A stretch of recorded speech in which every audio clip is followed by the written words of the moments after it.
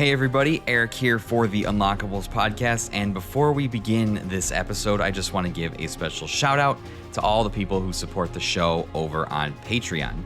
These incredible people are Chris from 1 Hour 1 Decision, Stephen Pay, Dave Jackson, Chris Copleen, Rick Firestone, Colby Moyer, Keith Gasper, Nikolai at Night, Mass Keaton, Ashton Ruby, Chris from A Novel Console, and Ryan from Listoff.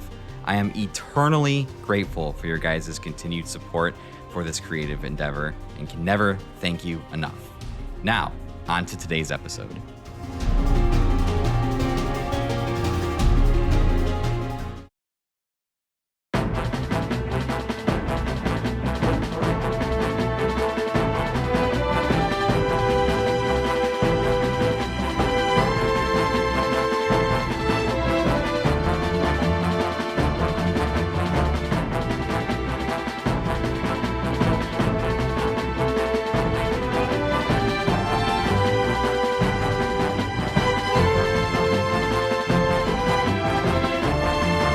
What is going on, everybody?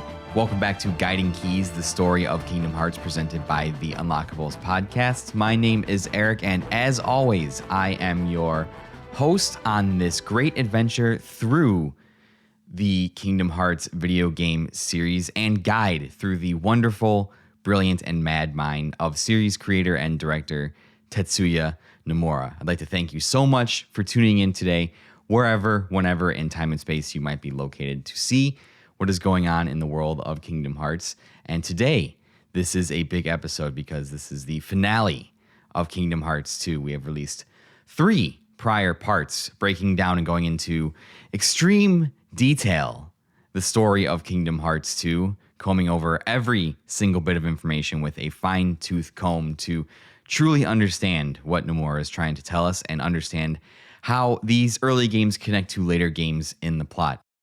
And Kingdom Hearts 2 is a big game, and I decided to break it up into multiple parts, and here we are at the finale. So we have a lot of ground left to cover today if I want this to fit all within one episode.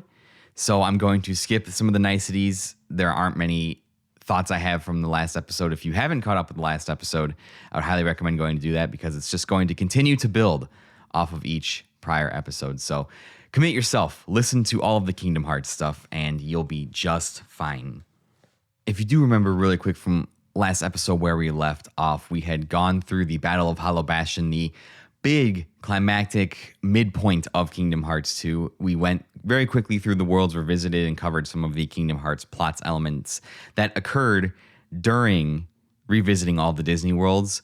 We found our way to Twilight Town, found the alternate Twilight Town, which ultimately gave us a doorway into the organization's stronghold, emerging from a dark alleyway in a dark city with a gigantic white castle floating in the sky, silhouetted by a heart-shaped moon that has become synonymous with the series as a representation of Kingdom Hearts itself.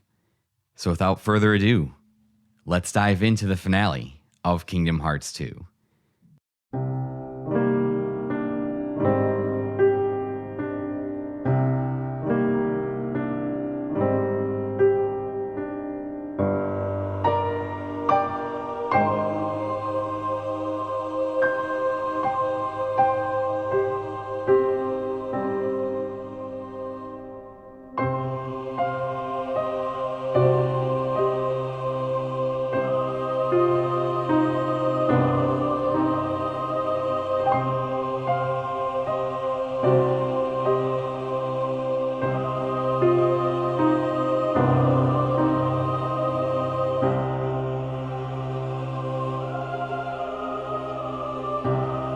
Sora, Donald, Goofy, and Mickey arrive at the Organization homeworld.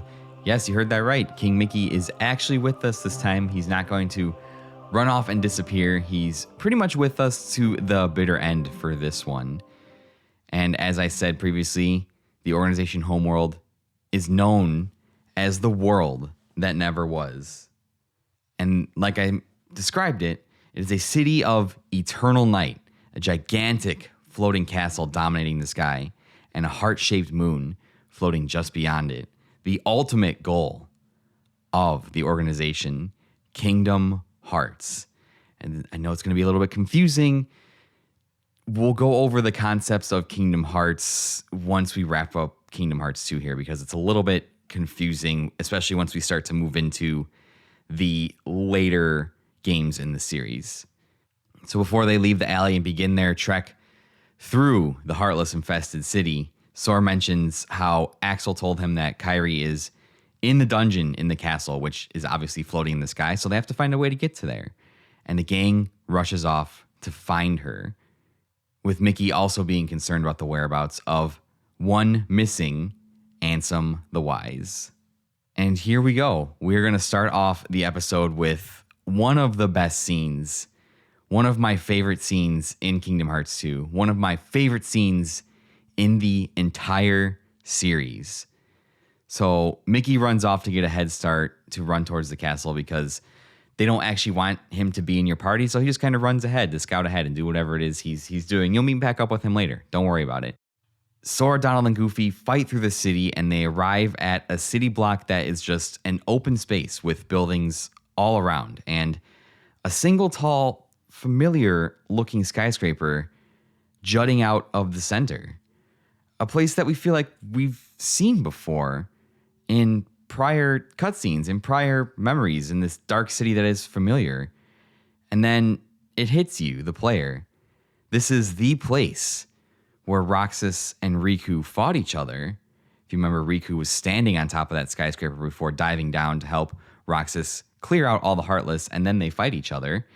This is the place where Riku captures Roxas. As they step forward, a light rain begins to fall while lightning pierces the sky around the castle and around the heart-shaped moon. And suddenly, from behind him, Donald cries out, and as Sora turns to see, they are surrounded by nobodies. But before he can act, a hooded stranger wearing the black cloak of the organization appears out of a portal, summoning a Keyblade and attacking Sora as a haunting new arrangement of Roxas's theme plays in the background.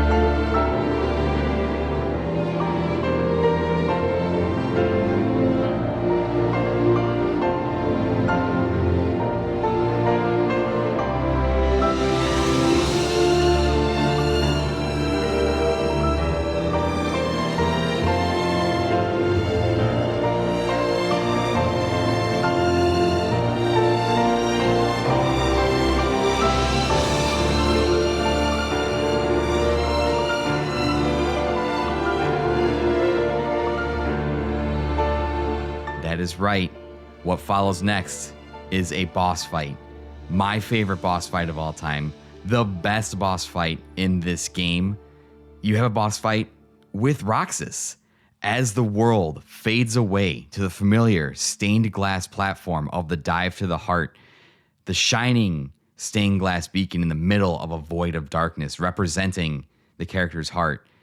As the new song, The Other Promise, the more haunting, intense rendition of Roxas's theme, gives us a tragic backdrop to this fight.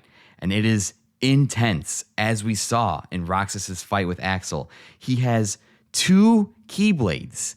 This fight is insane. It is the most difficult fight so far. Roxas is fast. He is powerful. He's unrelenting.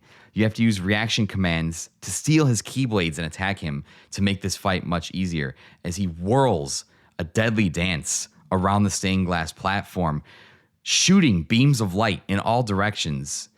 Roxas is truly a force of nature to be reckoned with. But ultimately, if you be patient, use your reaction commands, and time your attacks correctly, you can deplete his health bar, but this doesn't defeat him. This just concludes the boss fight. And after the boss fight concludes, we get a scene of the boys fighting. Who are you? Someone from the dark.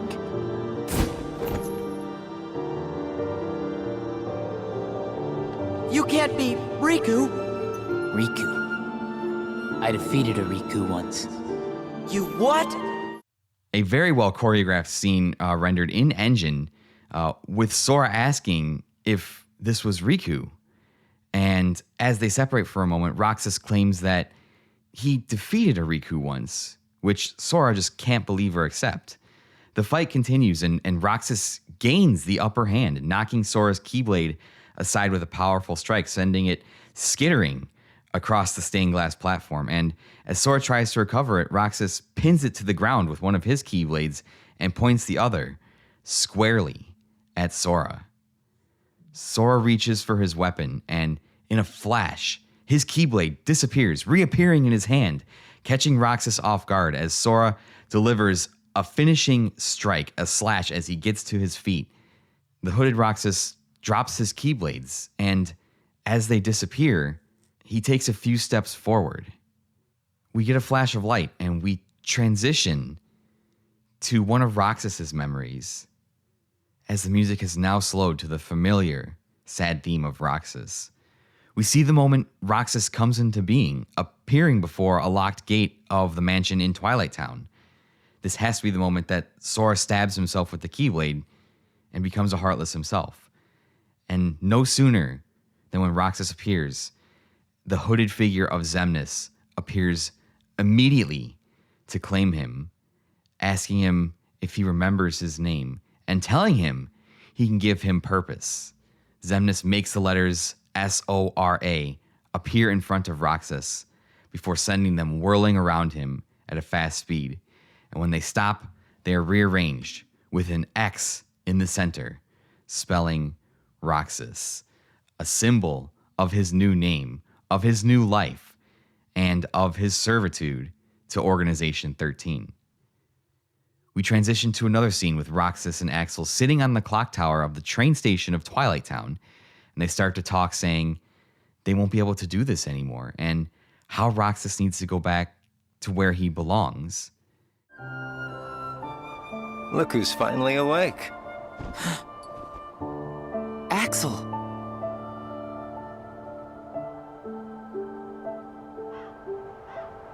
Or maybe I have it wrong. Might be time to sleep. Soon we won't be able to talk like this anymore. Does that mean it's time for me to go back to where I belong?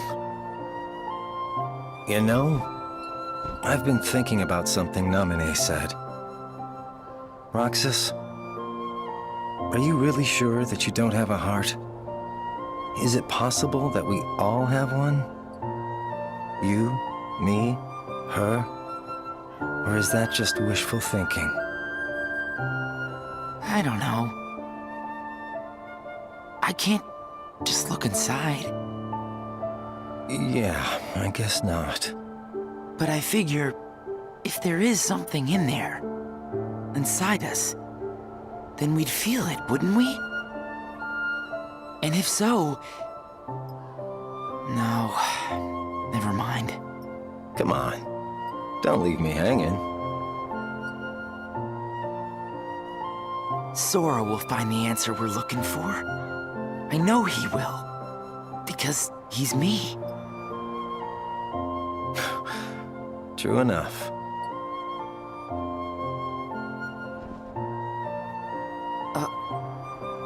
Thanks.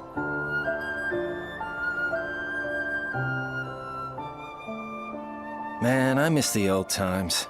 Still got it memorized? The day we met, and you got your new name, you and I sat right here and watched the sunset. Yeah. this place is home. Me, Hayner, Pence, Olette, we've shared a lot of adventures. You'll see them again. I know you will. Yeah. You're right. Well, I should go. Sora's waiting for me. Yeah, I suppose he is. Man, this is some good ice cream, huh? And as they do, they share one last ice cream together before fading away in a flash of light. The tragic tale of two best friends that we don't even know about. Axel has faded away, sacrificing himself to save Sora and open a pathway to the organization's homeworld. And Roxas, fully and truly returning to Sora. Back with Sora, the hooded Roxas stumbles forward, hood falling to reveal his blonde hair. Sora seeing Roxas in person for the first time. And before Roxas fades away in a flash, he tells Sora, You make a good other.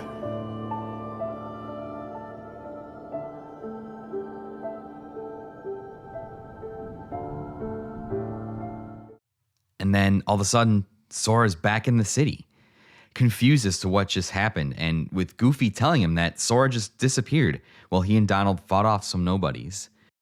This scene can be a little bit confusing, but remember back in the end of part 3 when Axel rescued Sora and they had that touching moment before Sora faded away? We got a scene with the organization members where Xemnas said that Axel's sacrifice touched Sora's heart and maybe would awaken something inside of him. That something inside of him was Roxas, the pain he felt at the loss of his best friend. Roxas reawakening inside Sora's heart, this being his last best attempt to take control of his own destiny, to not be who people tell him he needs to be, to gain control for himself and not be in the co-pilot seat with Sora. It is a literal struggle within the heart of Sora between the two halves of himself to see which one would ultimately end up being the one that's allowed to exist. And it's funny enough, during the scene where they're fighting, Roxas asks several questions to Sora. Why did he choose you? Asking him why his existence is justified over Roxas's. And we get a scene where Sora is standing on the stained glass platform and it shows pictures of his friends. It shows Donald, Goofy, Riku, Kairi. He's standing in all the middle of them. And Roxas is floating in the air looking down and he sees this. And he utters to himself, he's like, I see, I understand, that's why. Understanding that the strength that Sora gets from his friends is his ultimate source of power. And with Sora defeating him, Sora ultimately wins the inner struggle in his heart. And Roxas accepts this, telling him that he makes a good other. He makes a good person who has a being and decides to be a part of Sora, which is his destiny. This scene, this fight, this moment with Roxas is the payoff for the suffering in his story back in part 1. It is the reason Nomura designed that the way that he did and made it tedious and made it frustrating. And it's the reason that Nomura has been laying out these breadcrumbs for us throughout this game to make us frustrated at Sora, to make us frustrated that people keep referring to Roxas and nobody seems to remember what happened to him, but we know what happened to him because we played as him and we suffered alongside him. Nomura only has so much time to anchor your feelings to the character of Roxas for this payoff and this scene, and it is beautiful and it is haunting. The Other Promise, the track that plays in the background is like my literal favorite piece of video game music almost of all time. It's so good. The way it elevates Roxas's theme from this gentle piano theme that conveys sadness and conveys melancholy and conveys a sense of hopelessness into this multi-layered orchestral track that is intense and desperate and feels like a fight, like a struggle for control, a struggle to define yourself, is incredible. This moment is fantastic. It is the coolest moment in Kingdom Hearts. It is everything that Kingdom Hearts is about.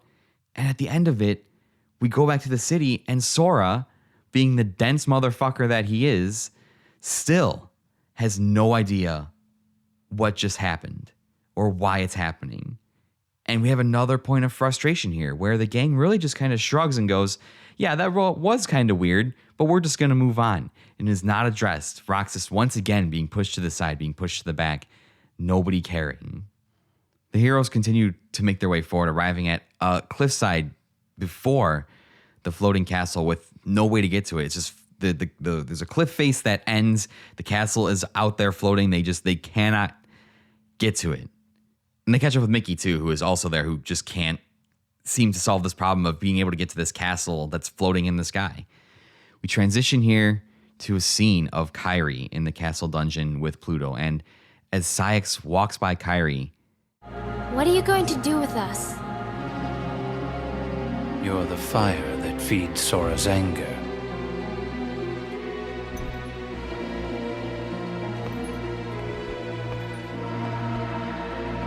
No. Sora's in danger because of me. Kairi despairs, but suddenly a voice rings out from behind her. And from a portal, a dark portal that opened in the wall, appears Naminé.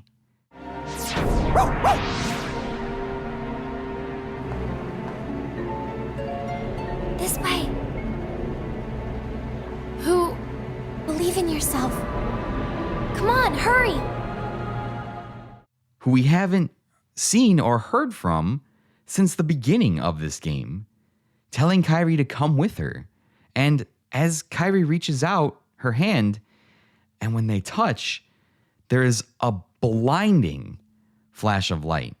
Sora sees this bright light from the cliffside way below, and holding out his Keyblade, which reacts, a bridge of light appears to let them into the castle. And Sora, Donald, and Goofy, with Mickey in tow, begin their long fight up the castle, finally gaining entrance to the headquarters of Organization XIII.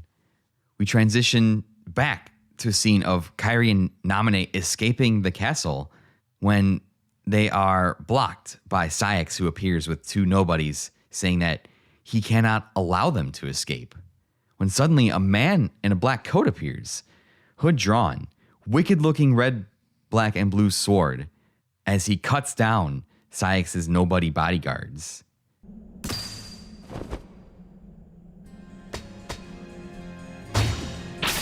You.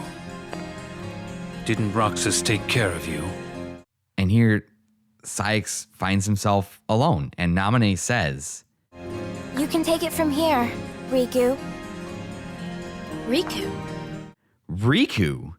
Kairi is stunned. A surprise attack forces Saïx to retreat, and before Riku can go into the portal to follow Saïx where he retreated to, Kairi calls out to him, causing him to pause, calling the name of her friend that has long been lost.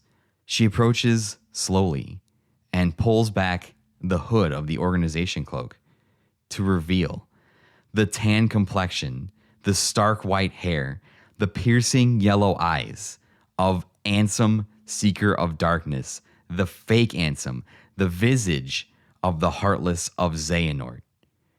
What the fuck is going on? Why did Naminé call him Riku? Why does this person look like the fake Ansem? What the fuck is going on?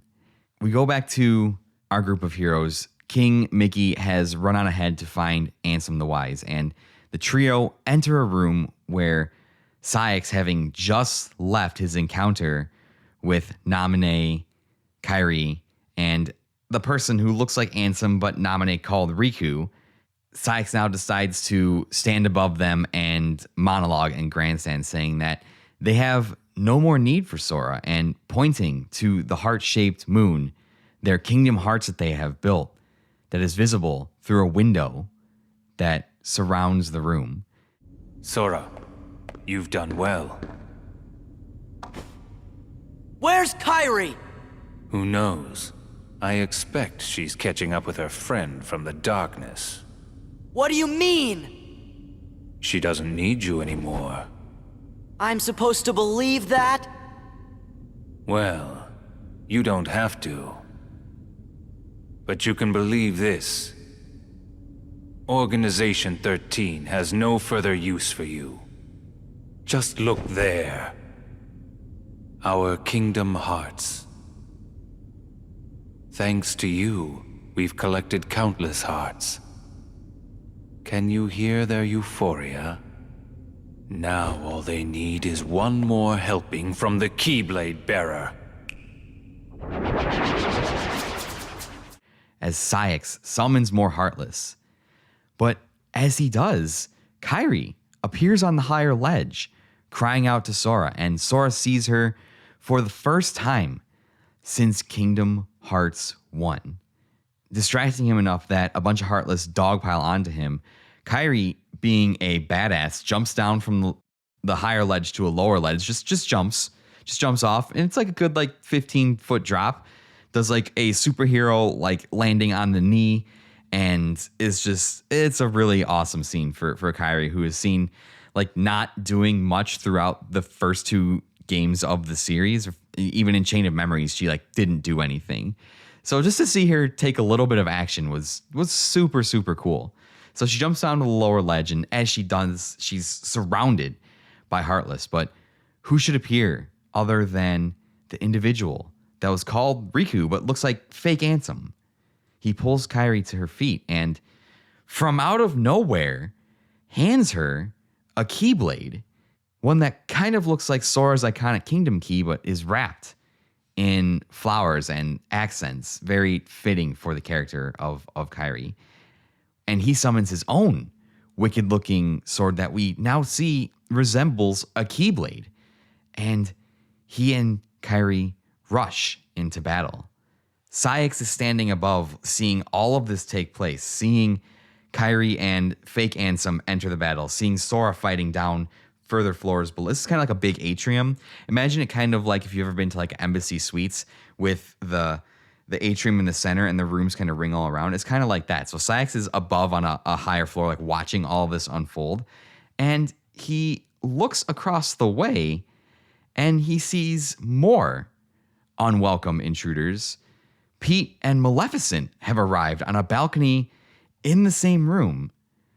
And Saïx is just pretty much fucking done with all of the intrusions at this point. He's just this is ridiculous. And Maleficent and Pete have a quick side conversation. They're like, damn, this castle is really nice. When this is all done, Maleficent's like, I'm taking this castle. It is mine. Pete's a little more not too sure about it because he's like, this in between Darkness Light world is really freaky.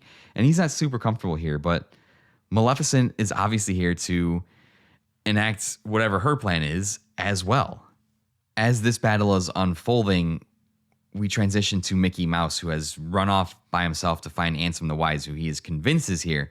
And we see Mickey just carving an absolute path through the organization's base, just cutting down lines of nobodies as he ascends the castle. Just an absolute force of terror expected from the Disney mascot, the king, the wielder of the Keyblade. And honestly, again, not a light that you see him in too often because he's supposed to be like a cartoon, but here he is a leader. He is a warrior. He is a king. And it's so weird to see Mickey in this light. But again, it's also so awesome. And this is my favorite ideal version of Mickey. Whenever I think of Mickey, this is the Mickey that I think of.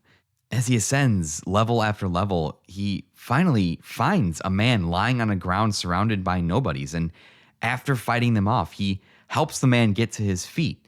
The familiar red face wrapped visage of Diz, who finally unwraps his face, revealing the blonde hair and goatee of Ansem the Wise, a person that had been alluded to since the middle of this game, a person that we've always had an air of mystery around because with the reports from Kingdom Hearts 1 feeling like they were written by two different people, there was always kind of this weird identity thing around the person who is Ansem, right? But this is the true identity of Ansem, who he was. And Mickey, before greeting his old friend that he talks about finally, before saying anything else, he kind of chastises Ansem the Wise. He says, Ansem the Wise, why didn't you come to me before things got so bad? Xemnas, the Organization Superior, is the nobody of Xehanort, my foremost apprentice. The burden was mine to bear. Is that all?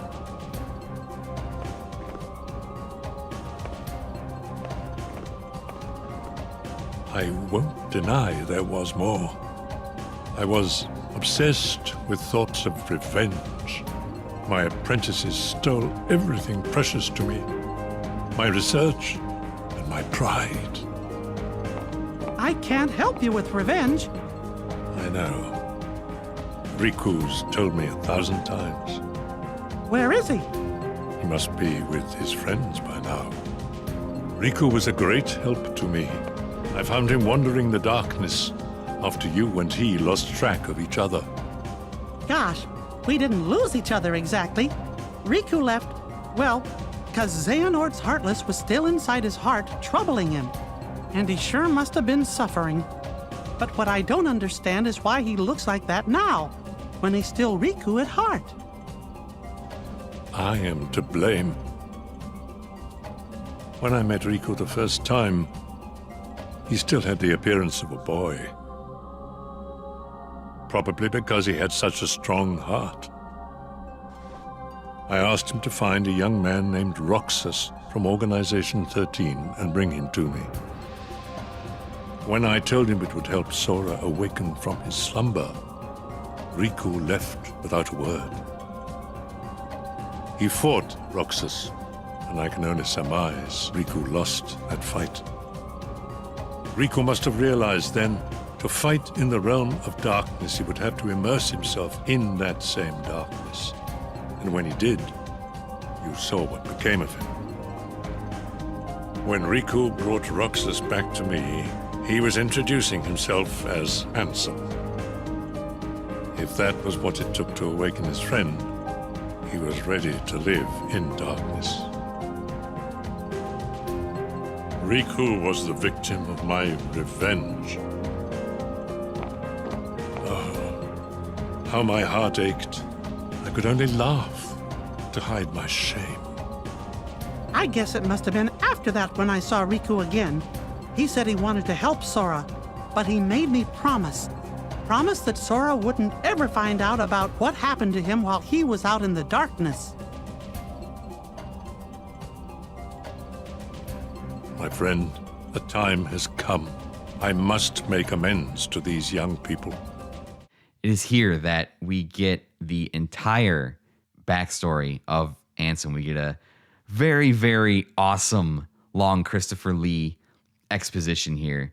He explains how the organization is made up of his former apprentices, with the nobody of his apprentice Xehanort, Xemnas, being the leader, and that he undertook this entire journey that he's been on with working with Riku, capturing Roxas, trying to reawaken Sora as part of his revenge. He was obsessed with getting revenge on his apprentices, on the organization, who destroyed his life, stole his research, basically banished him into the darkness to die. And most interesting of all, he explains that the fake Ansem we've been seeing in the black coat that he was working with at the beginning of the game was Riku. When Ansem the Wise first started working with Riku, he still looked like Riku, like the young boy that we've been seeing in Kingdom Hearts 1 and that we got to play as in Chain of Memories.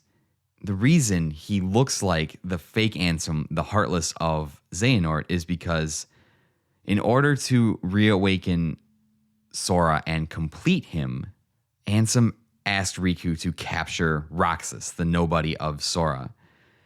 Riku left to do this. This is the scene that we see with Riku and Roxas in the city and them fighting.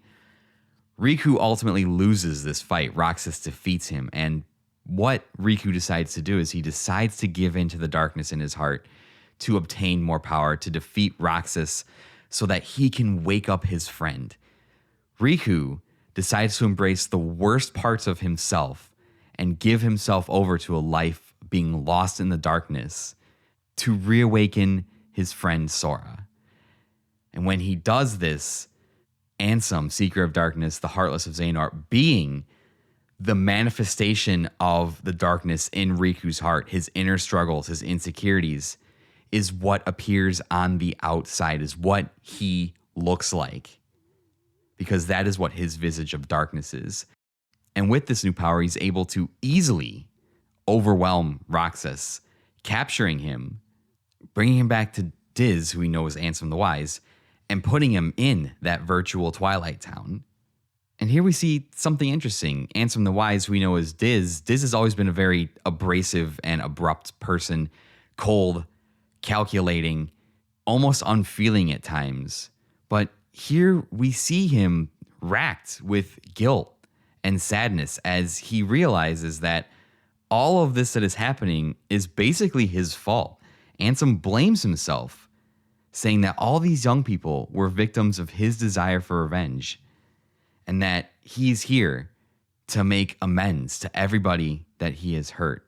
So Mickey and Ansem set off together further inside the organization's stronghold, with Ansem carrying a strange-looking device. But we'll just have to wait and see what that does later.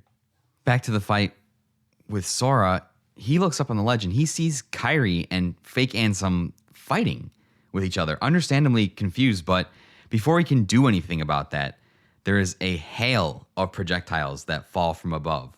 They almost look like the Needler shots from the Needler and Halo, like they're pink and they're very sharp, and they rain down from above, killing all of the Heartless around Sora.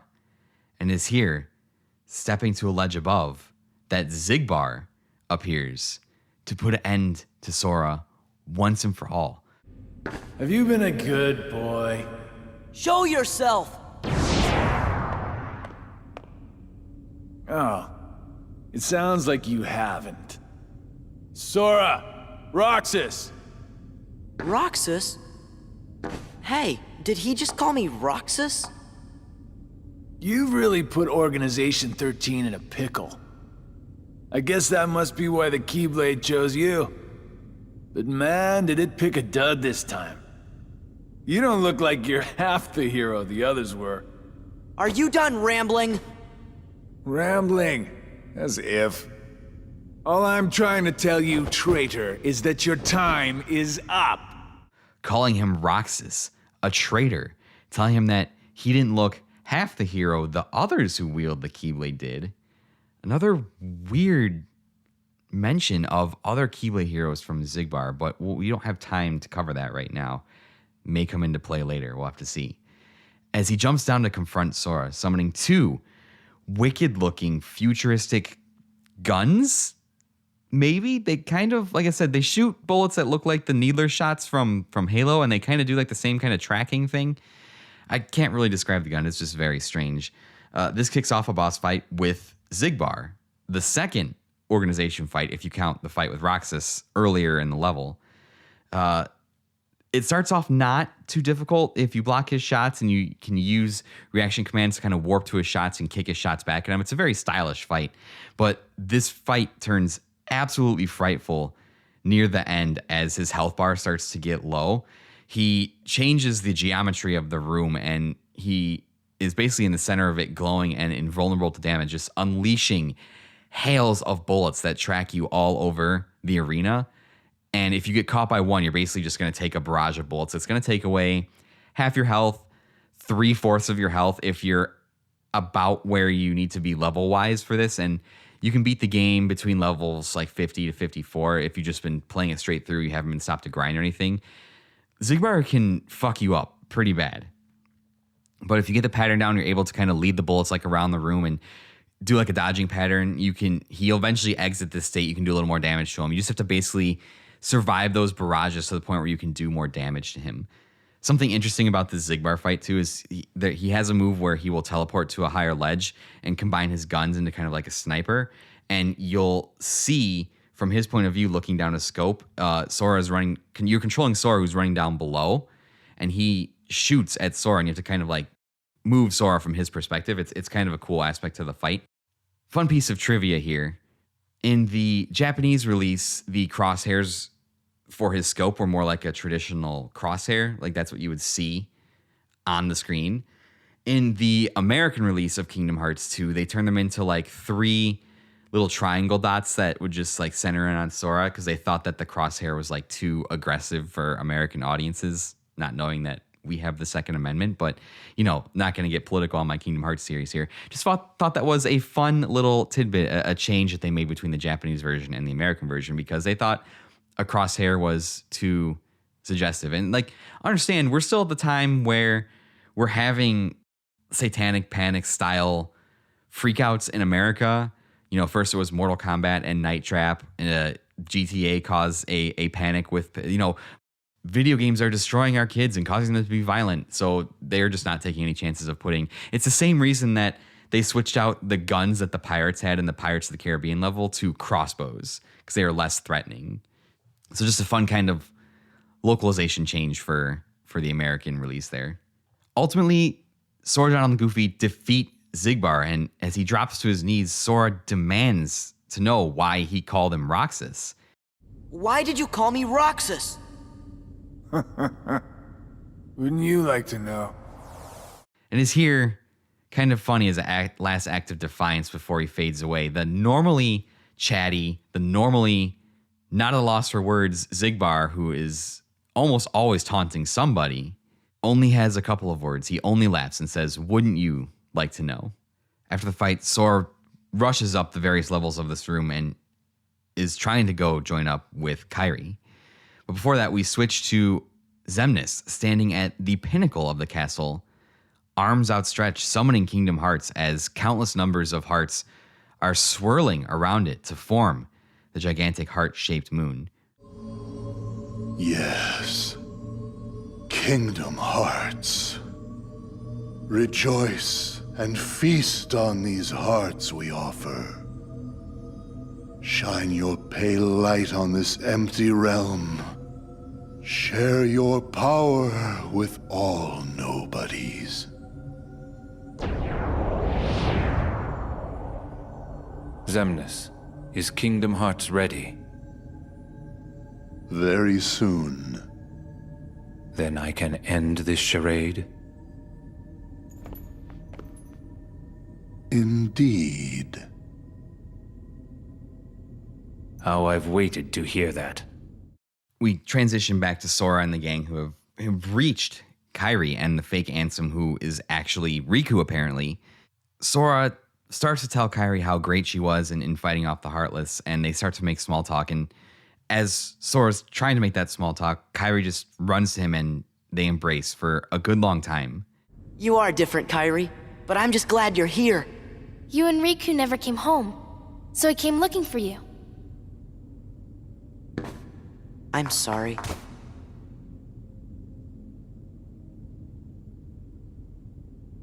This is real. With Kairi muttering to herself that this is real. She's actually been reunited with the person that she cares most about. A very just touching, we linger on it for a few moments, maybe a few moments longer than we need to, but just a very just touching reunion. They could have been crying. They could have said all these words, but at this point, we know how much these characters care for each other. As this is happening, Ansem Riku goes to leave, and Sora doesn't yet realize that this is Riku, and Sora addresses who he thinks is the fake Ansem, the Heartless of Xehanort, that he is angry and furious even now, thinking of all the things that this Ansem still did. But still, in classic Sora fashion, despite everything, decides to thank who he thinks is Ansem for saving Kairi, which just speaks to the character of Sora, that despite how you may have wronged him, the terrible, evil things that you may have done, if you've done something good, he will go out of his way to acknowledge that. He always looks for the best in people. Ansem Riku just goes to leave. He doesn't even acknowledge that this was said to him. But before he can, Kairi rushes forward, grabbing him by the arm, begging him not to go, saying his name.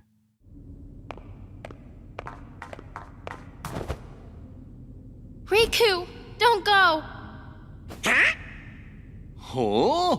Kairi, what did you just say? Sora cannot believe what he heard Kairi say, asking for clarification, and Kairi beckons Sora to come closer. I'm no one, just a castaway from the darkness. Sora, come here. Say something to him.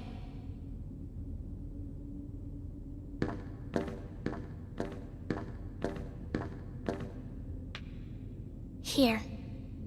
You'll understand.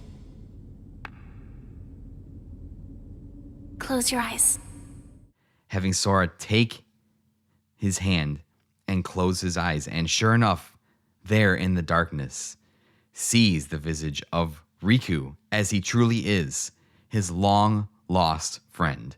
And in an emotional scene there in the darkness with Sora's eyes closed, we finally see, for the first time since the Destiny Islands were destroyed in Kingdom Hearts 1, the trio of friends reunited, all holding hands, just all there together. We just get a scene that the camera pans around all of them. Something that we've been building up to for 2 3/4 games now, is reuniting all of these friends Kairi was stuck on Destiny Island and then got swept back up into this adventure because of Axel.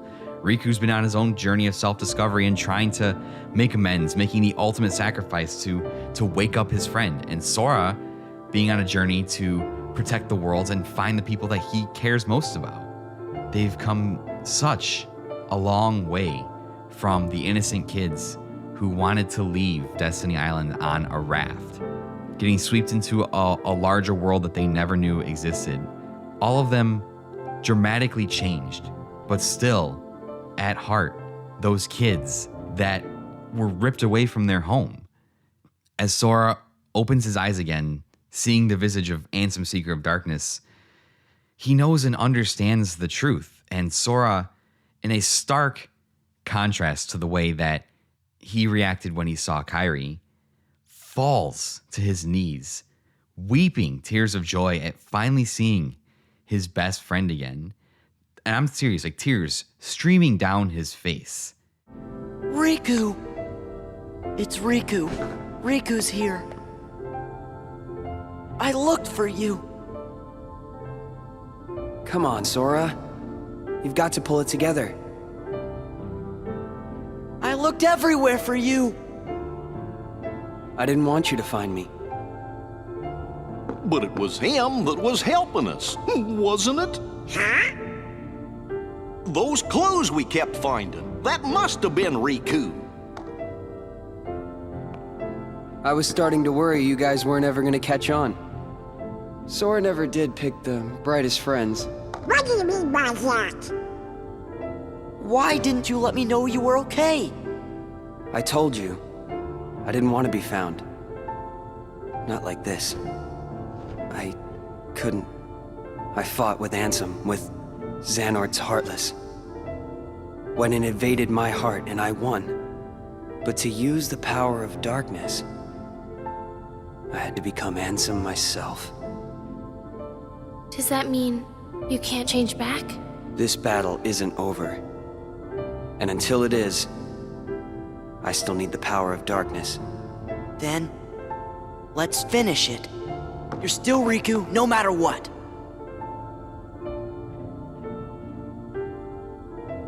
So how about it?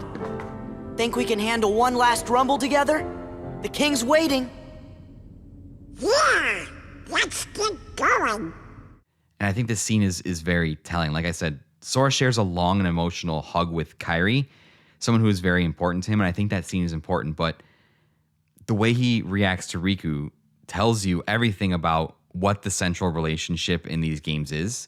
At the sight of Riku, his best friend, who he parted with on awful terms, who he's been searching for, who he thought was lost in the darkness, he literally cannot stand on his own 2 feet and breaks down crying, reinforcing the fact that while, yes, Kairi and Sora have a romantic interest in each other, Kingdom Hearts is and always will be ultimately about the bond between Sora and Riku as friends, the central relationship in the entire series. And not a romantic bond, but a bond between two male friends that is complicated and vulnerable. So this is it. The gang is all back together, and we're off to find Ansem the Wise and King Mickey.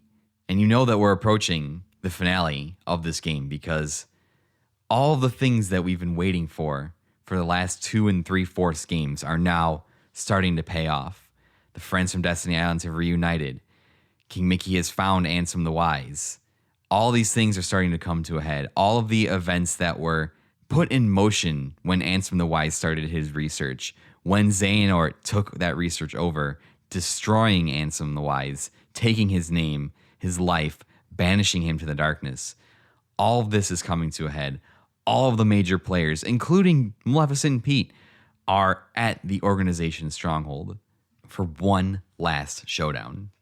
Ansem and Mickey reach an overlook in the castle with a clear view of the heart-shaped moon, and Ansem explains that the device he is carrying can encode Kingdom Hearts as data as a way to interrupt Xemnas' plan. What's this gadget for? It's a device to reclaim Kingdom Hearts and encode it as data. Not sure I get it. I do not claim to know the outcome of this venture either. After all, hearts are unpredictable.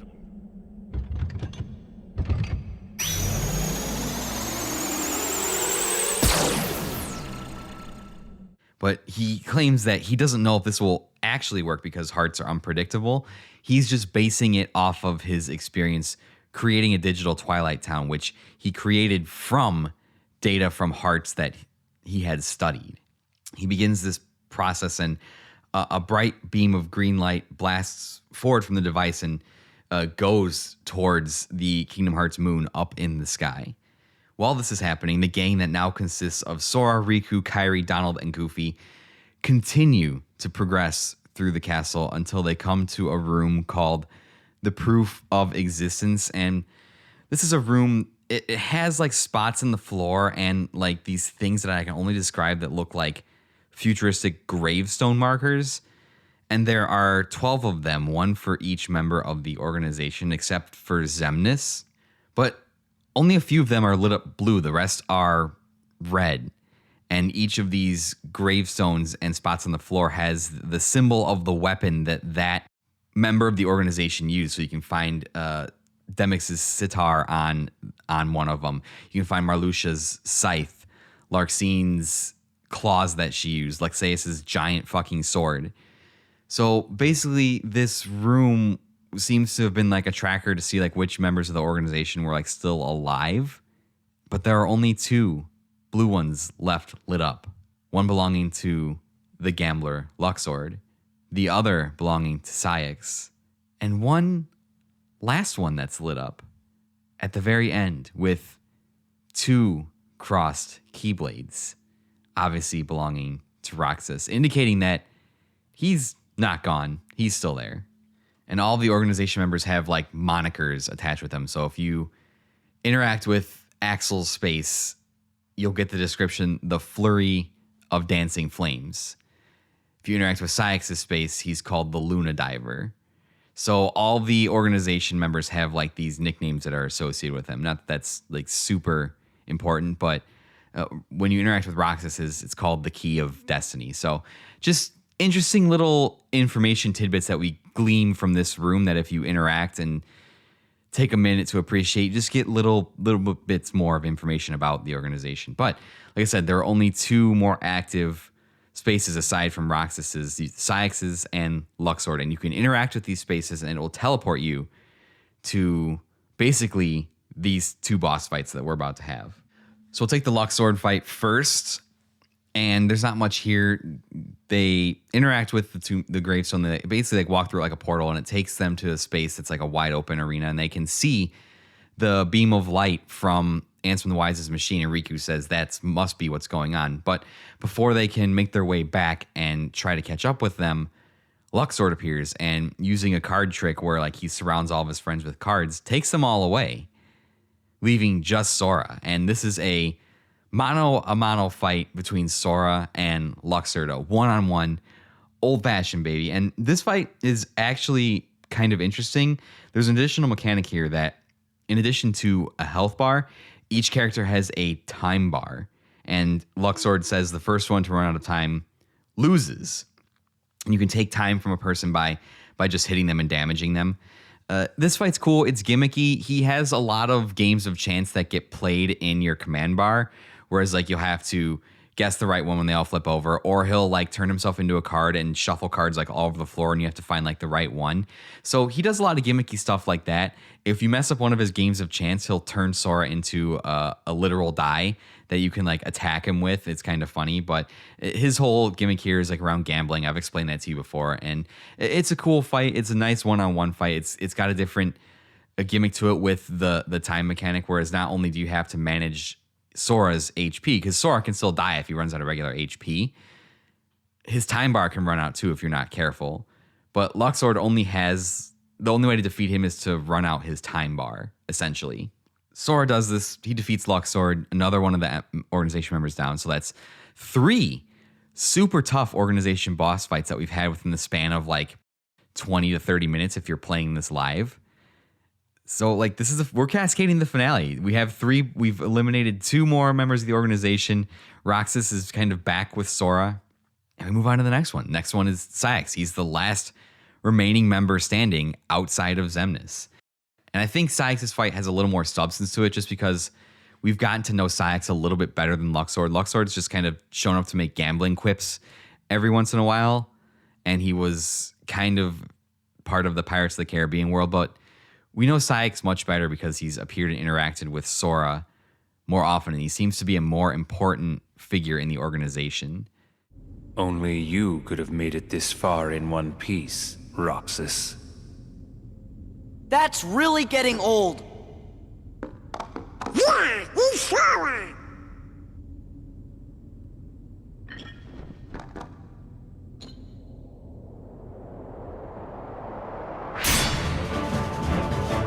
Different name, same fate. It also has a little more substance to it as they enter his chamber, overlooking the moon-shaped Kingdom Hearts, with Saix saying that only Roxas could have made it this far in one piece, addressing Sora. And Sora counters back, and Donald and Goofy rush to defend their friend, saying that he is Sora. To which Saix utters one of the coldest lines in all of video games. He responds by saying, "Different name, same fate," as he summons and wields his gigantic, I don't even know what to call it. It's like a sharp bludgeoning device on a handle that he can hold with 2 hands, and it's taller than he is. It's absolutely enormous. Saix's gimmick here for his fight is that he uses the power of the moon to enter a berserk state. It's very difficult to handle him when he's in this berserk state. He's flying all over the room. He's throwing his giant cudgel thing at you. He's making explosions. Like, he's almost untouchable when he's in this berserk state. And there's only 2 ways you can get him out of it. He has a berserk meter that fills up in the light of the moon. When he enters that berserk state, he will be in that state until that meter drains all the way down. Or you have to, when he throws his giant bludgeoning thing, you can have a reaction command that Sora can grab it, and then Sora can basically beat the shit out of him with it. And that will cause him to exit that berserk state, and then he's a little bit more manageable. I don't think Saix is particularly difficult.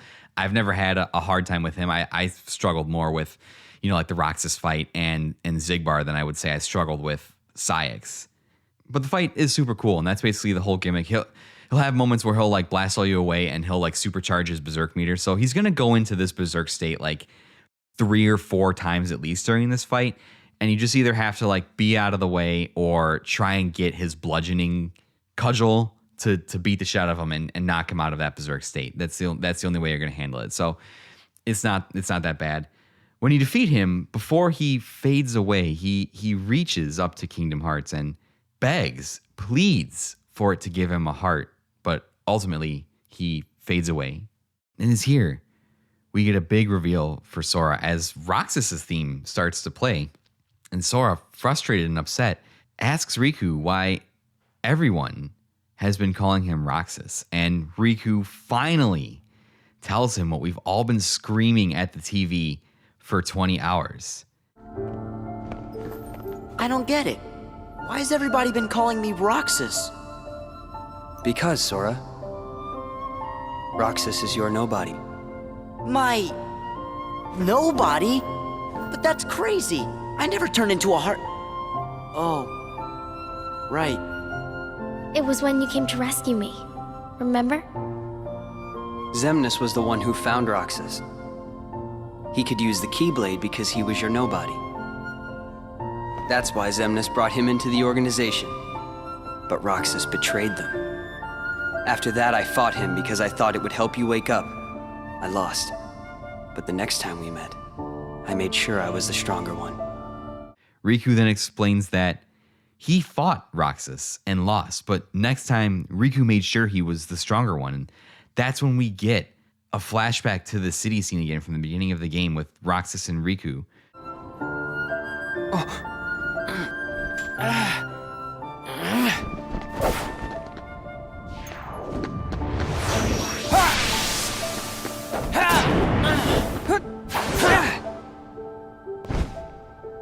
Why don't you quit? Come on, Sora. I thought you were stronger than that. Huh? Get real. Look which one of us is winning. So it's true. You really are his nobody. Guess Diz was right after all. What are you talking about? I am me. Nobody else.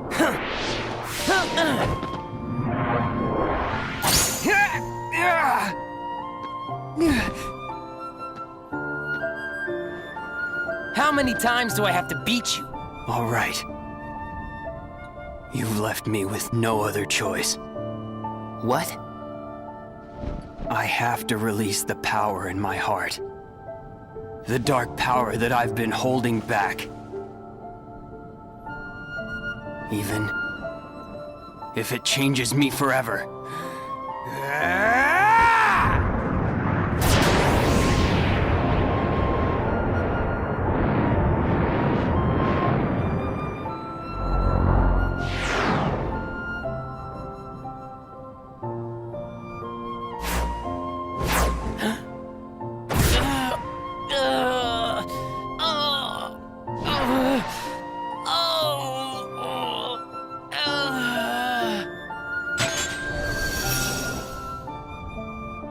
I have accepted it. Showing that Roxas does in fact overpower Riku, and faced with no other choice, Riku plunges his heart into darkness, becoming the visage of Ansem, and swiftly defeats Roxas. Riku then goes on to speculate, because one of the things we get in that city scene is we understand on a conversation between Roxas and Axel that Roxas is leaving the organization to find out something, and Riku speculates that Roxas left the organization because he wanted to meet Sora, to figure out where he came from. And Sora is sad, and he laments that he never got the chance to meet Roxas face to face and have a conversation with him, to which Riku points at his heart, basically saying that, "You idiot, Roxas is a part of you." And after this touching revelation, the gang pushes on, and we finally get this revelation. We can finally... Sora gets it through his thick skull that Roxas is his nobody. This is the definitive reveal of this, even though it's hinted at very strongly throughout the game. I kind of probably blunted the effect of this reveal a little bit because I told you guys right up top that Roxas was Sora's nobody.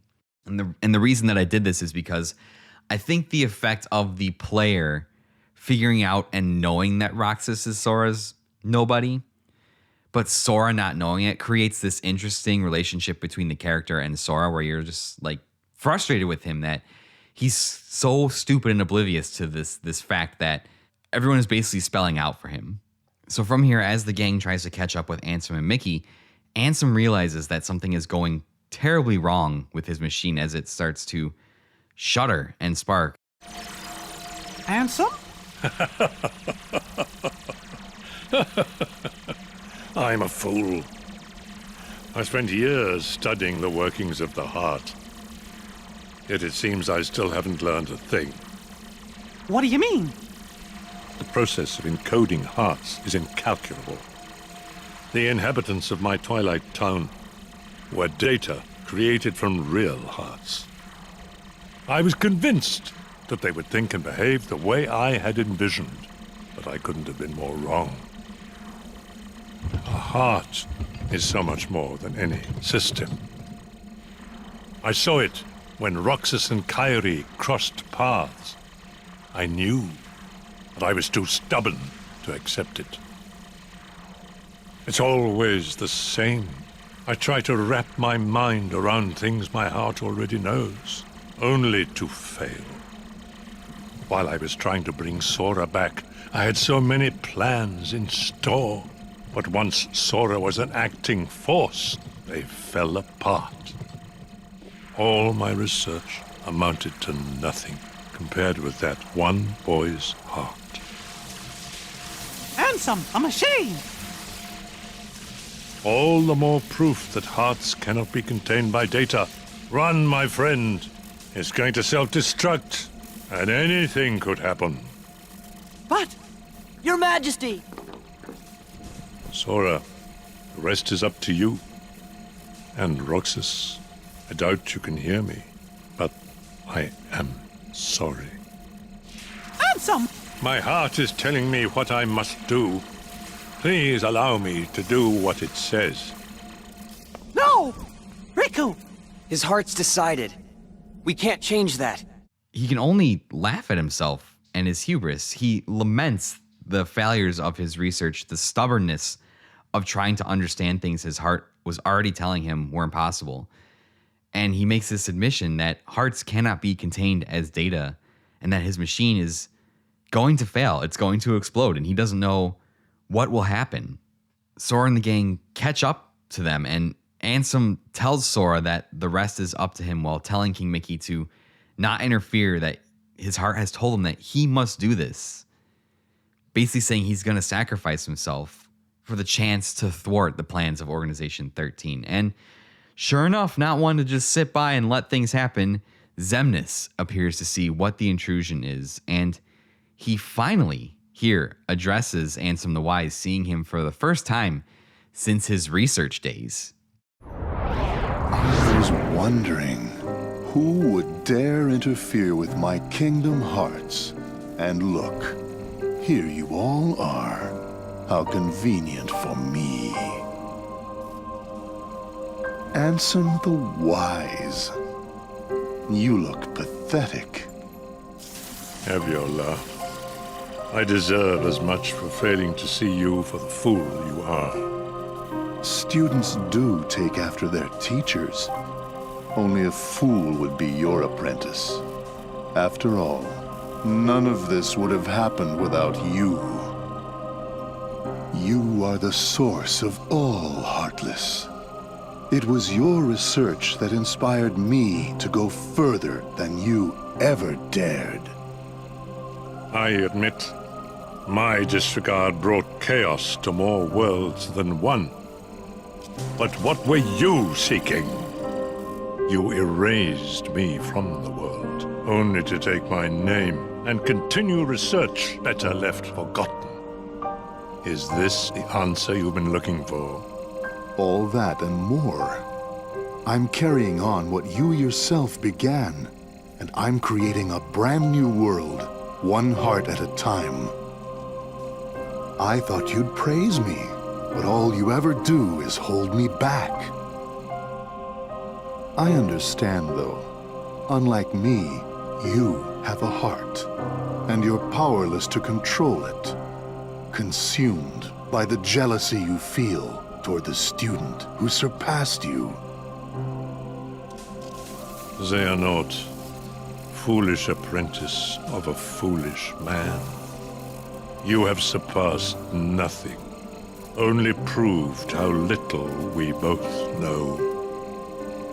We may profess to know the heart, but its essence is beyond our reach. We're both ignorant, as oblivious as when we began. I'm afraid that any world you try to create, any world of yours, would be an empire of ignorance. That is why you and your creation are destined to fall. We've said enough. Riku, you know what to do. King Mickey, my friend, forgive me. Farewell. He knows it's time, and after telling Riku that he knows what to do and apologizing to Mickey, the machine explodes in a spectacle of light as Riku turns to shield his friends from the explosion while a wave of light engulfs them all. Meanwhile, hearts begin to rain down into the streets of the world that never was as the nobodies try to grab them. But instead, this spawns a multitude, countless number of Heartless that begin crawling up the side of the castle. After the explosion settles, Ansem the Wise is gone and our heroes are sprawled out on the floor. And as they come to, Sora looks over to see if his friend Riku is okay, and he rushes over to him. But something is different because he no longer looks like the visage of Ansem, the Heartless of Xehanort. He looks like himself. His stark, long white and blue hair, his pale complexion, he no longer looks like the form of darkness he had to take on. And Riku gets to his feet. He's stunned. He can't believe it. And one interesting feature we see about Riku's design here is that Riku has a blindfold on his face that covers his eyes. And something I may have forgot to mention is during all of the city scenes where Riku is confronting Roxas, he has this blindfold over his eyes. But when he removes the blindfold in that scene with Roxas, that is when darkness overtakes his heart and he becomes the visage of Ansem. So Riku can't believe he's back to his old self. And Mickey did say, Ansem the Wise said, as this machine failed, that anything could happen. And obviously the wave of light changed Riku back into who he was. Sora asks Riku if he's going to take off his blindfold. And after hesitating for a moment, he agrees, slowly removing the band of cloth and revealing his eyes. And Sora asks what it was for, with Mickey commenting that Riku's eyes couldn't lie. And when Sora teases Riku about who he was trying to fool, Riku somberly responds, myself. So this was, I know it's a silly Nomura design for a character to blindfold themselves, but Riku did this because he was having trouble coming to terms with who he was and the things he had done, that the darkness was still inside of him, that he was still struggling with it. So he blindfolded himself so he didn't have to see, as a way to make it so he didn't have to lie to himself. I just think that that's such an interesting point, especially knowing what we know about his character, that if he couldn't see himself, then he wouldn't have to lie or feel like he was lying to himself about who he actually was. Something else we noticed too is everybody looks over and they look towards the moon-shaped Kingdom Hearts. And after the resulting explosion from Ansem's machine, it has a gaping hole in it as hearts rain down and the Heartless continue to scale the side of the castle. Ansem's plan may not have worked in the way that he intended it to, but obviously he did something that appears to have ruined this Kingdom Hearts that the organization was trying to construct or summon. Riku then, finally accepting who he is, tosses aside his black cloak, revealing who he really is underneath. As our heroes continue to ascend the castle, Heartless begin to pour in from all sides of the castle, reaching higher and higher. But as Sora and friends turn to face the Heartless, who should appear in front of them than Pete and Maleficent? They tell the heroes to leave the Heartless to them and to go and finish off Xemnas. And we also get a cute little scene between Pete and Mickey. Remember, Pete was banished by Mickey to an alternate dimension from Disney Castle. And we just kind of get a cute little scene between them because, as you remember, Mickey used to work on Pete's steamboat. But Maleficent states that when this matter is settled, this castle will belong to her. And at hearing this, Sora hesitates because, being his ever innocent and helpful self, he doesn't want to leave them, even with Maleficent, one of his sworn enemies who has vowed revenge on him. He can't help but want to help them. But Mickey intervenes, remembering the lesson that he just learned from Ansem the Wise about interfering with a person's heart when they've made up their mind about what they want to do, what their heart is telling them to do. Mickey tells Sora the same. Their hearts are made up. They can't interfere. So they leave the Heartless Horde to their sworn enemies, and they ascend to the top of the castle to confront Xemnas once and for all. As they ascend the stairs, Xemnas is at the very top, directly under the moon, lamenting the loss of his Kingdom Hearts, saying that he must start again. Oh, my Kingdom Hearts. Ruined. No. I'll have to start all over again. Warriors of the Keyblade, go forth and bring me more hearts. No! And ordering the Keyblade wielders to go forth and gather for him more hearts, to which Sora, Riku, and Mickey all refuse in unison. Xemnas then starts getting all philosophical, asking, Denizens of light, answer this. Why do you hate the darkness? Huh, we don't hate it. It's just kinda scary. But the world's made of light and darkness. You can't have one without the other, because darkness is half of everything. Sorta makes you wonder why we are scared of the dark. It's because of who's lurking inside it. Then allow me another question. You accept darkness, yet choose to live in the light. So why is it that you loathe us who teeter on the edge of nothing? We who were turned away by both light and dark, never given a choice. That's simple. It's because you mess up our worlds. That may be. However, what other choice might we have had? Just give it a rest. You're nobodies. You don't even exist. You're not sad about anything. Very good. You don't miss a thing. I cannot feel sorrow. No matter what misery befalls the worlds, no matter what you think, what you feel, or how you exist. Sora's not falling for this. He's smarter than he looks sometimes on occasion. He calls Xemnas' bullshit, saying that, hey, you can't feel anything, you don't have a heart. And after laughing, Xemnas agrees that he can't feel anything.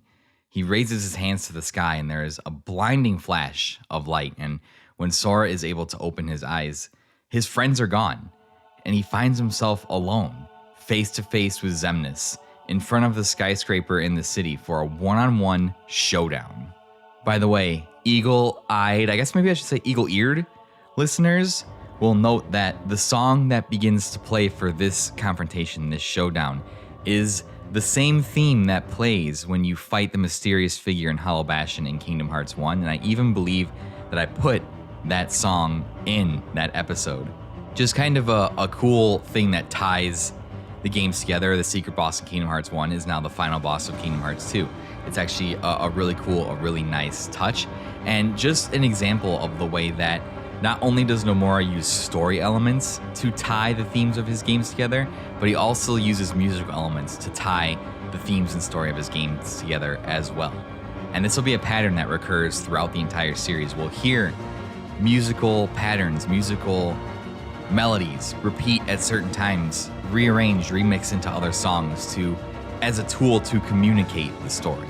So this fight is super cool. You're mano a mano, a showdown between Sora and the leader of Organization XIII. You can even do some really cool reaction commands when Xemnas teleports to the top of the skyscraper, where Sora will run up the side of the building and clash with Xemnas. It's so cool. It's so badass. So Sora defeats Xemnas, and there's another bright flash of light, and he finds himself back on top of the castle with his friends who don't appear to have gone anywhere. But this isn't the end. Xemnas survived, and he is floating directly in front of the heart-shaped moon of Kingdom Hearts, beseeching it to give him the power he needs to defeat Sora and his friends. Hear me, Kingdom Hearts. It seems we must begin anew. But know this. I will give to you as many hearts as it takes. Mark my words. You can no more be complete without me than I without you. Heed me, Kingdom Hearts. Lend me your power so that we may be complete. The power to erase the fools that hinder us. Xemnas! No! Hearts quivering with hatred. Xemnas, don't! Hearts burning with rage. You never win! Hearts scarred by envy. That fool Ansem said the heart's true nature was beyond his understanding. But it's not beyond mine. Hearts are the source of all power. And with that, another bright flash of light, and Xemnas vanishes.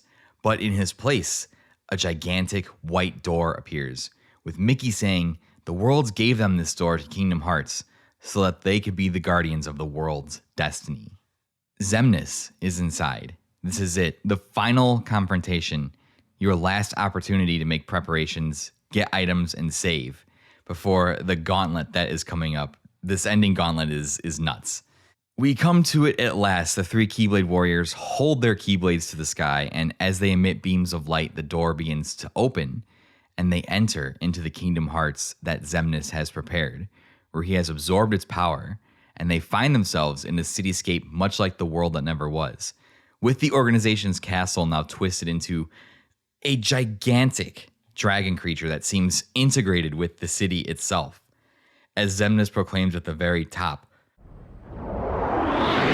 So, it seems your hearts have led you to obliteration.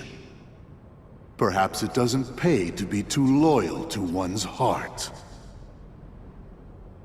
I will have to be sure and remember that. and with the lift of his finger, begins to send buildings hurling towards them through the night sky. They retreat a bit. This causes Mickey and Kairi to actually get stuck outside of the door, leaving Sora, Donald, Goofy, and Riku to handle this portion of the fight. And oh boy, here we fucking go. This kicks off a multi-phase boss fight. Before we can do that, though, we have to get to Xemnas and the dragon. And first, Sora cuts his way through the buildings with reaction commands allowing him to slice through concrete, through multiple skyscrapers, until he reaches the main structure of the gigantic castle dragon. And your first stop on this fight is two enormous, almost jet engine looking openings that you have to destroy by knocking exploding nobodies that appear into them. Otherwise, and this is timed on each section, you have to use reaction command to dodge back and forth. Otherwise, a giant beam will just come out and like vaporize you. So you eventually destroy both of them. They fall off the dragon. You jump to the next area, which is the energy core you have to destroy. But after dealing so much damage to it, an energy barrier appears that will only dissipate when you defeat a wave of enemies. And after you destroy this energy core, you finally arrive at the head of the dragon, where Xemnas sits, adorned in wicked-looking armor, a suit of armor that is twisted with thorns, and a twisted crown sits upon his head, a representation of him as the master of this realm, the true king of nothingness.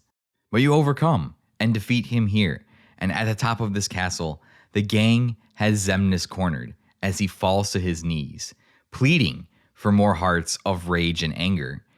I need more rage. I need more hearts. Xemnas, there's more to a heart than just anger or hate. It's full of all kinds of feelings. Don't you remember?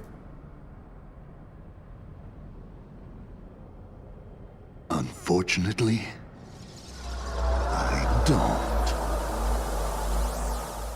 As the world begins to shake after this, they need to escape, and Riku says he has the ability to open a dark portal, but as he raises his hand, nothing happens.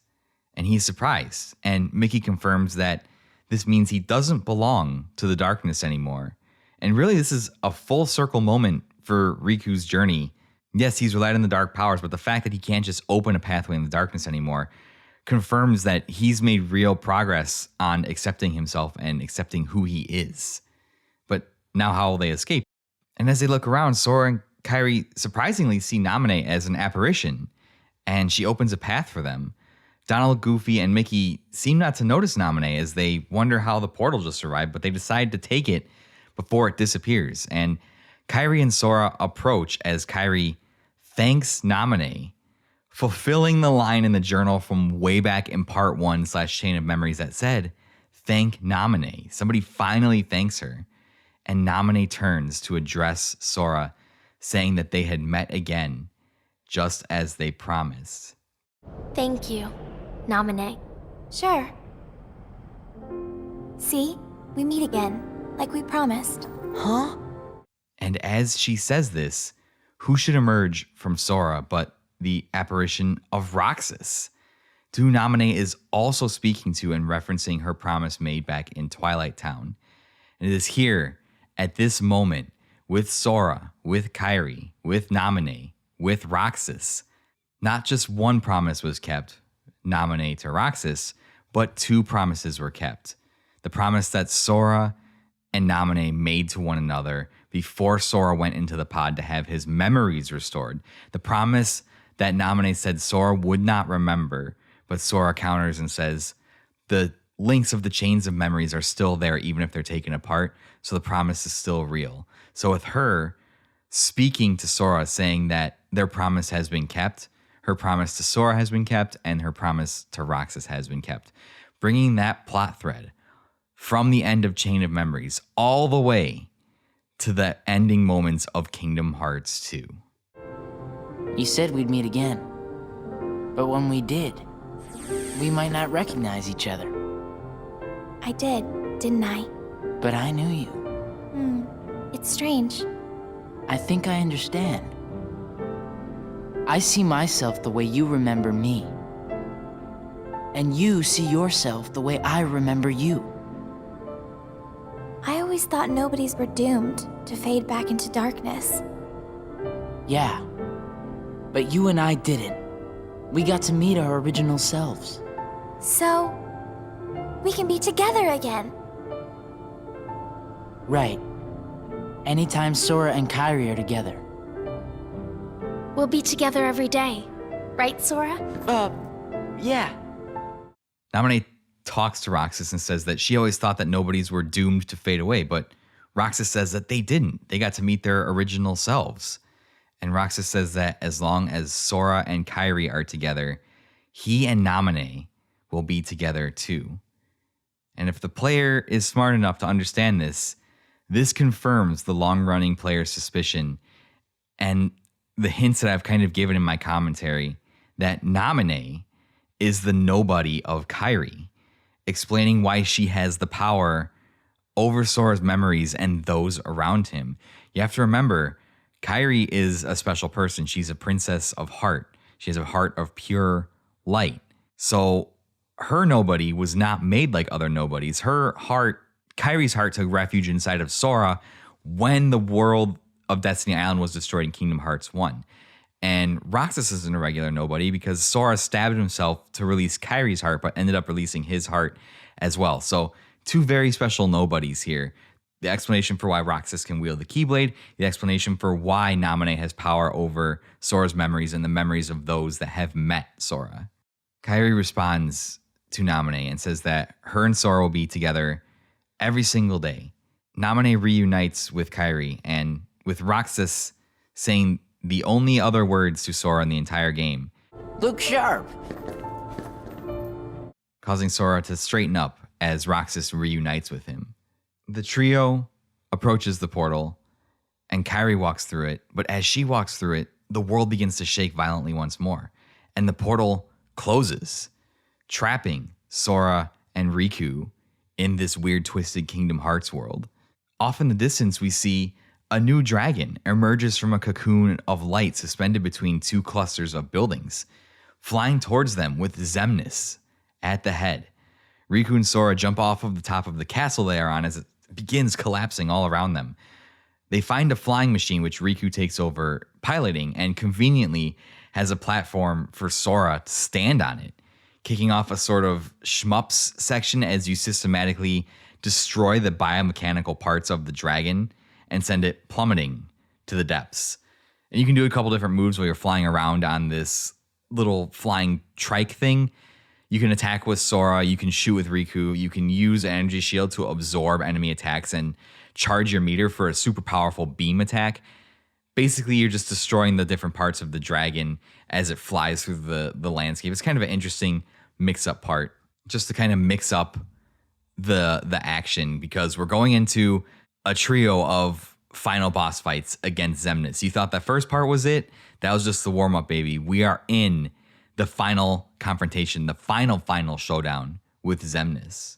This is not the end, as the dragon plummets into the depths and the void swirls around the dragon, transforming it into a behemoth, a massive creature, where Sora and Riku land on the head of the dragon, where Xemnas is sitting once again on his throne, in full armor, twisted crown, with all the abilities of the organization at his disposal. And this fight is an absolute spectacle, as Xemnas can send you flying from the head of the dragon into the void, throwing buildings at you, shooting lasers as you use the low gravity to desperately make your way back to him.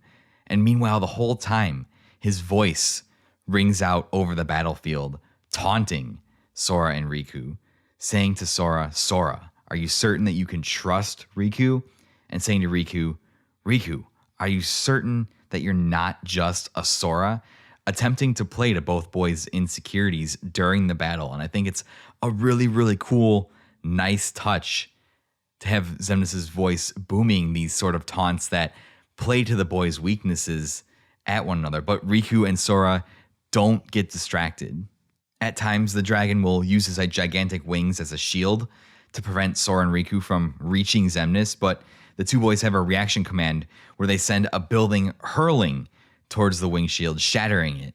And after this happens a few times, they finally defeat Xemnas and the dragon, finding themselves in a much different arena, a white void swirling with patterns and symbols that resemble the castle in the world that never was. And Xemnas has one last monologue in him. Heroes from the realm of light, I will not allow it to end this way. Not yet. If light and darkness are eternal, then surely we nothings must be the same. Eternal. You're right. Light and darkness are eternal. Nothing probably goes on forever too. But guess what, Xemnas? That doesn't mean you're eternal. No more eternal than that radiance of yours.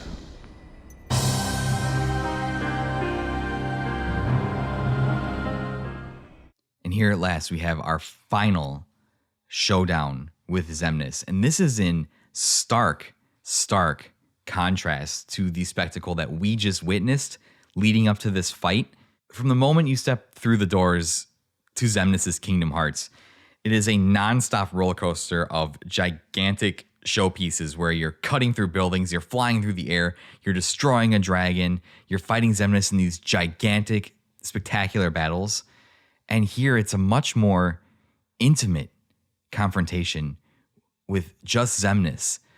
The typical black cloak of the organization has changed into a white coat mixed with black swirls all over, representing the nature of Xemnas as a nothing person, a being between the light and the darkness.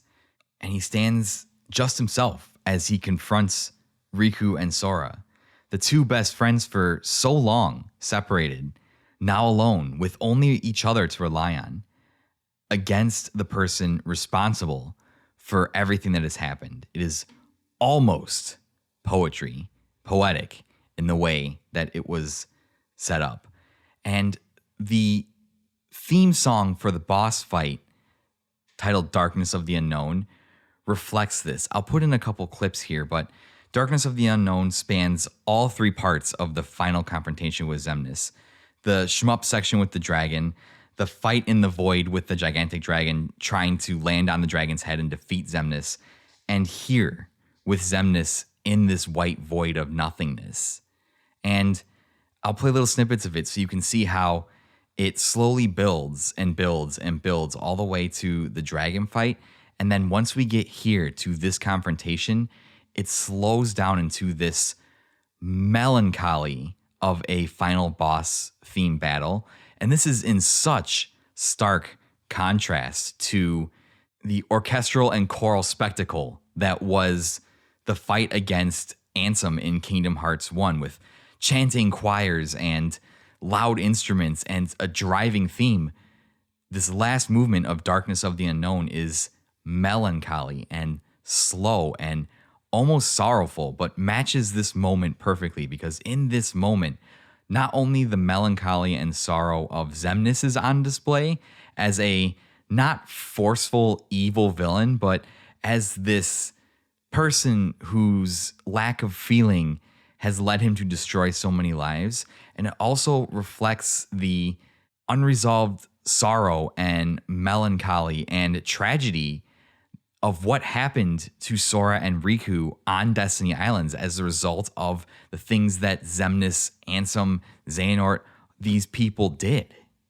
It's such a beautiful piece of music. It's one of my favorite final boss themes. It's so, so good. And like I said, I spliced it all together here, leading up to, so you can see the way that the movement progresses.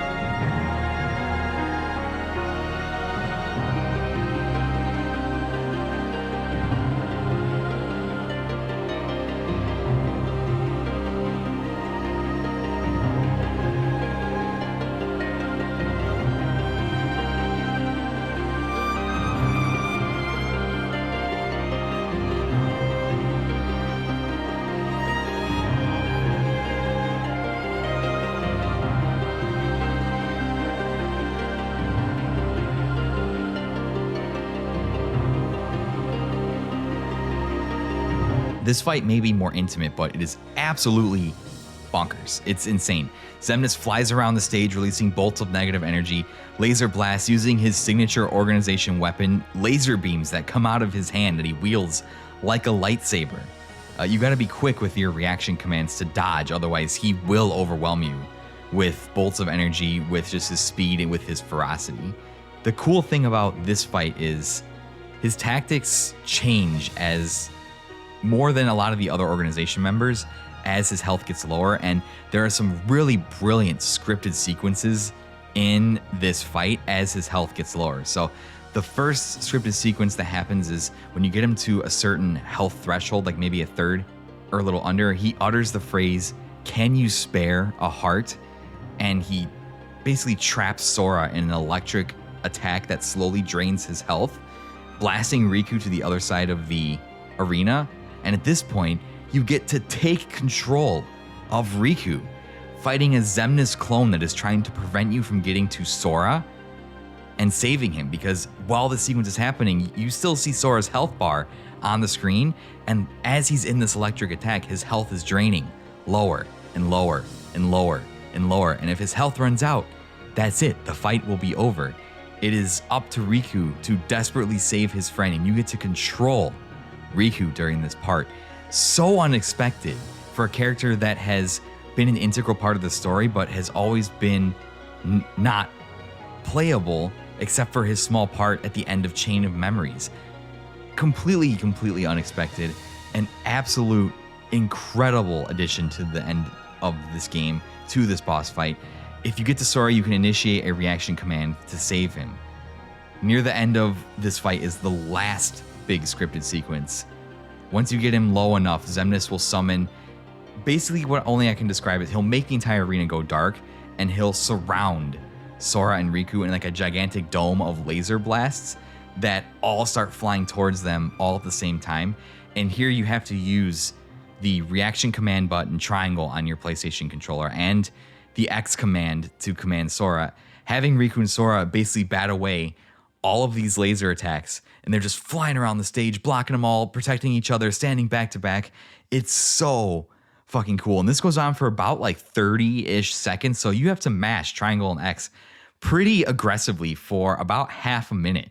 Finally, with all the laser bolts exhausted, Sora and Riku are on their knees, exhausted from the effort it took to deflect all of Xemnas' attacks, when suddenly Xemnas walks up and strikes Riku, sending him back as he raises a laser beam sword out of his hand to bring down the finishing blow on Sora. But before he can, Riku leaps forward, deflecting the one attack with his Keyblade, pushing Sora out of the way as Xemnas whirls around and strikes Riku with a vicious blow to his right hip, sending him tumbling out of the way.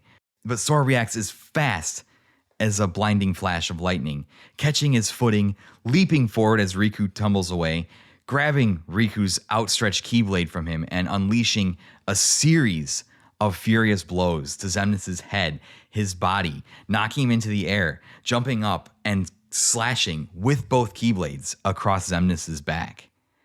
And as he lands next to Riku, holds out his Keyblade, Riku puts his hand upon Sora's, and a beam of bright light emits from the Keyblade, piercing Xemnas right through the abdomen, allowing Sora and Riku to finish the fight and get the final blow. And with that, Xemnas, the leader of Organization XIII, struggling to his last, fades away into nothingness while saying "Cursed Keyblade" with his last words. Sora and Riku have a moment to celebrate, but it is cut short as they find themselves immediately surrounded by Dusk Nobodies. But in a flash of light, a last output of power, they're all destroyed, and Riku falls to his knees in pain from his injury sustained from Xemnas. Riku despairs, asking how they can possibly get out of this white void, this space that they find themselves trapped in. And Sora tells him to just basically stop talking, that it's not over. Sora taking his friend, pulling him up, putting his arm around his shoulder to support his weight, and starts walking forward, looking for a way out of the white void. As the two friends walk through the void, Riku has a chance to reflect and starts to open up to Sora, telling Sora that, You know, I always figured I was better at stuff than you. Really? Are you mad? No. I kinda always thought you were better at everything, too. Riku, look, what's that light?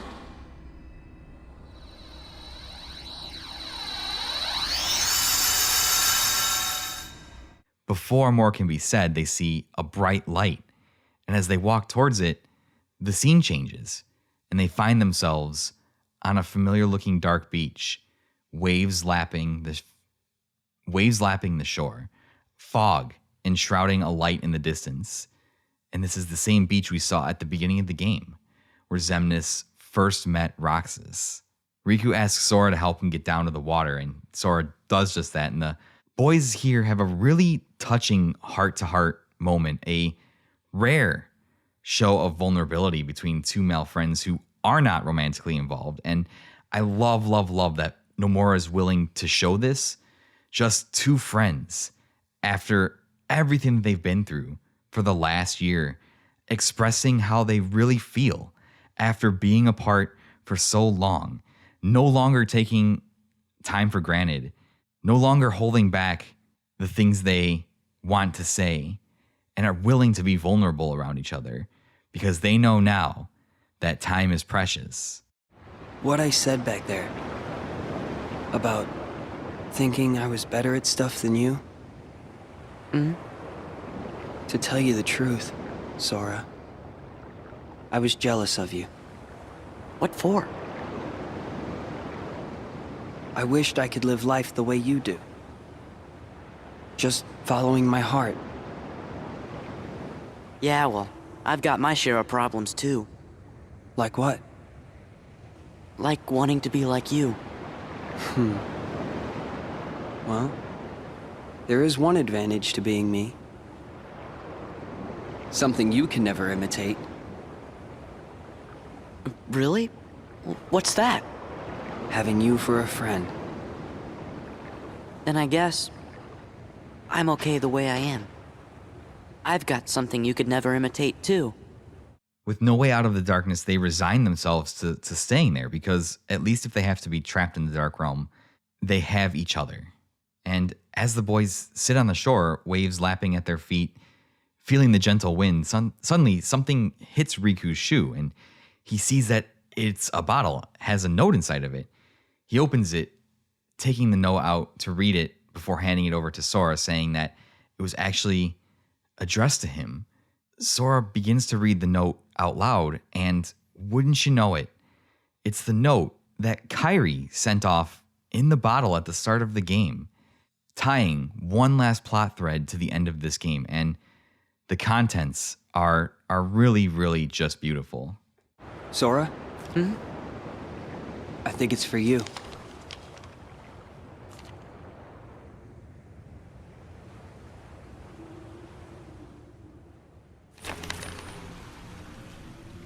Thinking of you wherever you are. We pray for our sorrows to end, and hope that our hearts will blend. Now I will step forward to realize this wish. And who knows? Starting a new journey may not be so hard. Or maybe it's already begun.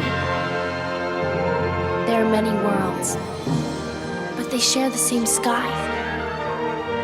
One sky, one destiny. And as Sora reads this, the cutscene transitions from the in-game rendered graphics of the cutscene to this incredibly stunning Square Enix CGI that they were known for in the early to mid 2000s. As Sora reads the letter just offshore in the shallows, a doorway of light begins to form, a path back to the realm of light, opened by their hearts. And as Sora jumps to his feet, he reaches out for his friend Riku, telling him that they will go together, to which Riku nods, and the two friends walk towards the doorway. The two fall out of the sky, splashing down into an ocean all around them. They look around for a moment, and suddenly hear the voice of Kairi call out to them on the shore. They are back on Destiny Islands. Mickey, Donald, and Goofy are there as well, and all the friends reunite. And as Kairi reaches out for Sora's hand to welcome him home, we see one last flash of Roxas and Naminé looking at each other. And to end the game, Sora simply says, "We're back," taking Kairi's hand while holding the good luck charm she gave him in Kingdom Hearts 1, making him promise to bring it back to her. And with this, the game ends with another promise fulfilled. Roll credits. We do get one final end teaser. Sora and Riku are sitting on the familiar tree in Destiny Islands looking out over the water, a reflection of the image we saw in Kingdom Hearts 1. But the two boys have been through so much in the last year. While it feels the same, it just feels different. When suddenly Kairi rushes up to them holding a bottle with a note that bears King Mickey's seal. As Sora uncorks the bottle and reads the note alongside his friends, the camera pans out to the sky and fades to white as we reach the conclusion of Kingdom Hearts 2.